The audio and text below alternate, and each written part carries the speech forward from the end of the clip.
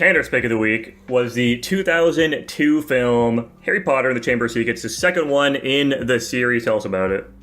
Dude, Harry Potter and the Chamber of Secrets, Harry is back in Hogwarts. There's some sort of mysterious creature paralyzing students, and then Harry figures out it's a basilisk, and he fucking kills it. There's a lot of other bullshit going on, but that's the basic idea. Fun fact about Harry Potter and the Chamber of Secrets, Shirley Henderson, who plays Moaning Myrtle, is the oldest person to play a Hogwarts student. Isn't she like 40? She is 37 years old. Damn. Another fun fact for you guys. This is the movie Dylan lost his virginity to.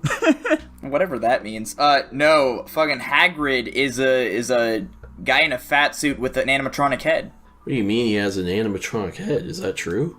Mm-hmm. Well, I don't know why I'd say it if it wasn't true. It just doesn't seem like his head is animatronic. I know, that's what I thought too, and then I saw that, I was like, damn, it's really weird. I'll see if I can find the video to send it to you. Okay. Jackson, what did you think about your second Harry Potter film?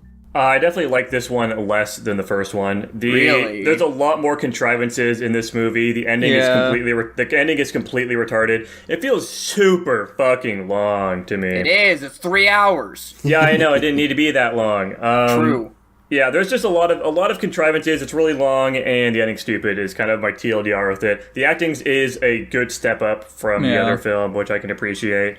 The storytelling is kind of whatever. It didn't really do as much with, like, the setting, I guess. Obviously, the first one was, like, a lot about set dressing. This one's more, it's comfortable with where it's at. And it's mostly just kind of fleshing out, this one aspect, the Chamber of Secrets, and what goes around that. But it all, from, the outside looking in, it all just seems kind of fucking stupid. So, Dumbledore sent his Phoenix down there with Harry. I'm presuming everyone knew where the Chamber of Secrets was. Why did they think this guy was such a threat? Harry, or... the fucking, I guess, was it fucking, what's his name? It's not, I don't know what the guy's name is. I can't remember. The one that shouldn't be named. Whatever his fucking name is. Voldemort. Yeah, Voldemort. It wasn't him. It was just some fucking guy that glazes Voldemort. No, it is him. It was him? Yeah, he was talking about like he wanted to like bring him back to life. Yeah, he's bringing himself back to life. Okay, well I missed that part. Anyways, that's his 16-year-old self who, like, a ghost memory of, I guess, was magically put into that diary so that he could eventually revive himself. It's going to be retconned later into a Horcrux. I don't need to explain to you what that is right now, but, like, it'll make more sense later. I feel like it's just insane negligence on Hogwarts to let something like this fester at all. Like, they should have pretty quickly known what the issue was. I'm sure they probably did after the very first incident of somebody being frozen was. They know where the Chamber of Secrets is. Why didn't they just, like, deploy a fucking task force or something to get down there and just fix the issue? Why is it always just the fucking 10-year-old kid wandering around school figuring out the mystery and then solving the problem at the end? It just seems really dumb to me. I feel like this should have just been something they can figure out themselves and not endanger the lives of all their students. Didn't they explicitly say they don't know where the chamber is?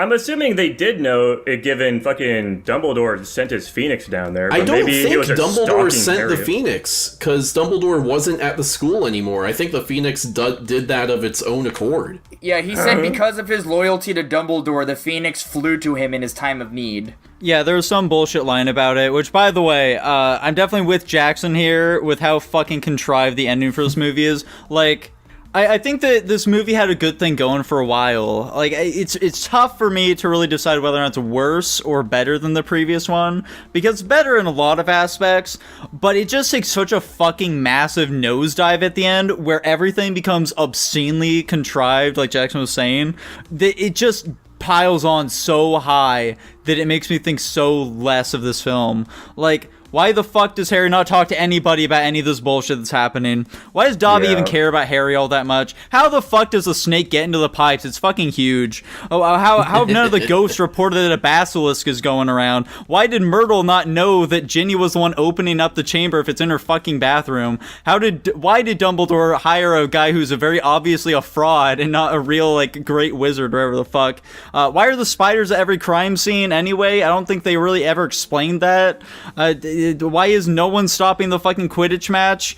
I just don't fucking... Why is there a sword in the hat, too? Why was there a sword in the hat? Hey, Nico. Yeah. Counterpoint. Magic. Okay. The sword in the hat was there because that was the sword of the founder of, like, Gryffindor, and it was like... Why was it there? Because it only revealed... I think it's just magic, dude. I don't think...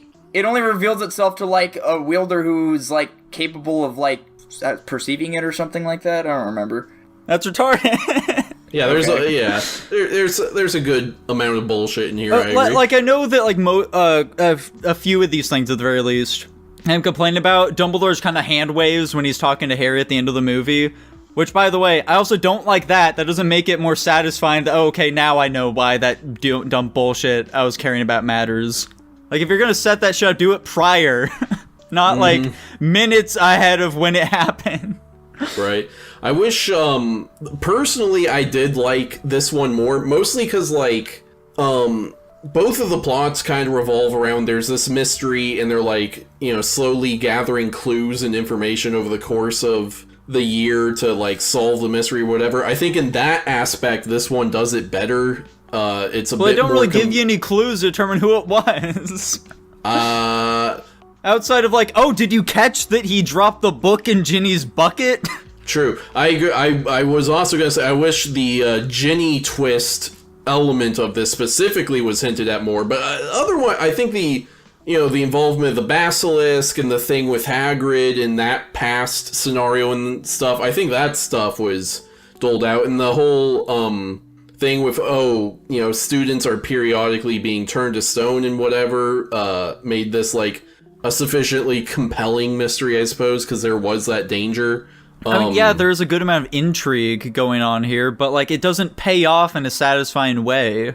I like surprises, and contrivances don't work on me, I'm sorry. Contrivances don't work on me.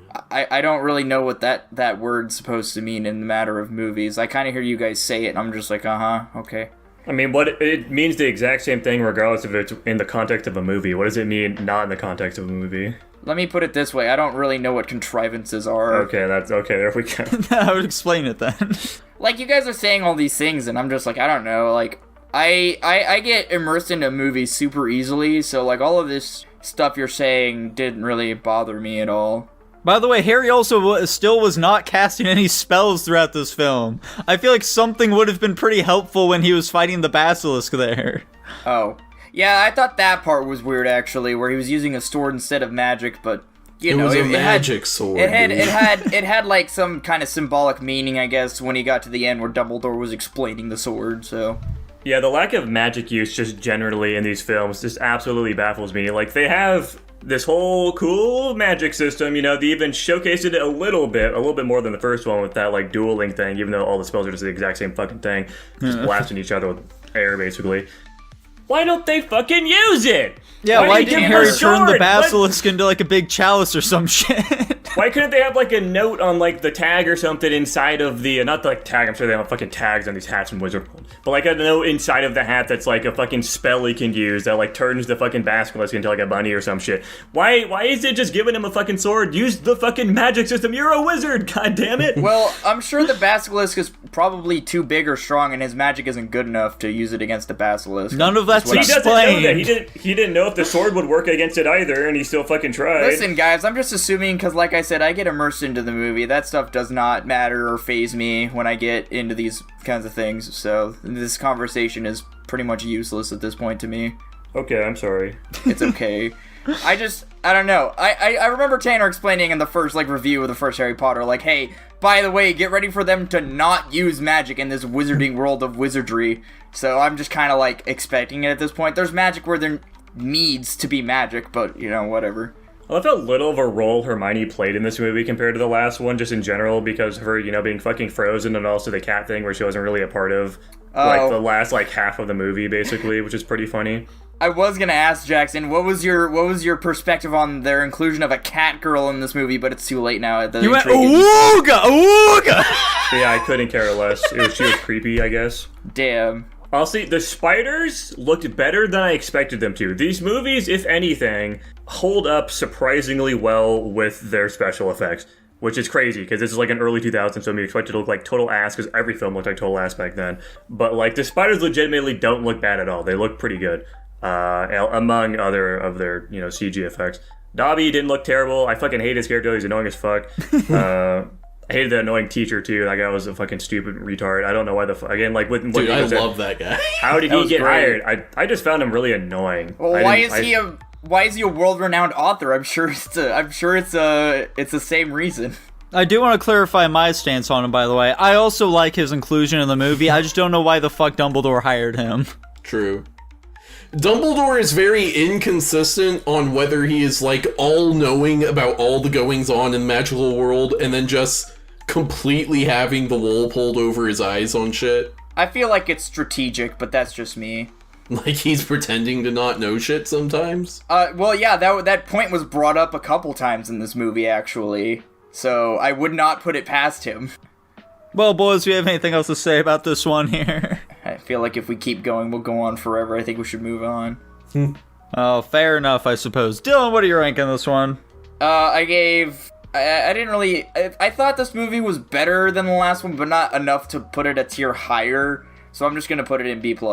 Killer, dude. I think at this point, I've basically said nothing but negatives about this film, so I think I will rank it lower than the last one. I'll go B-. Fair enough. Conveniently, I also said B- for Harry wandering the halls Potter, the Chamber of Secrets. That's crazy. I would have never guessed you and Nico would rate this movie the same. I'm also putting this one higher than my Philosopher's Stone one at an A-. Whoa. Wow. He did the thing I couldn't. That's crazy. And it puts it at a B overall, which is one rank lower than the previous. Holy. Checks out, considering how it weighed. I can't wait for them to continually get worse over time.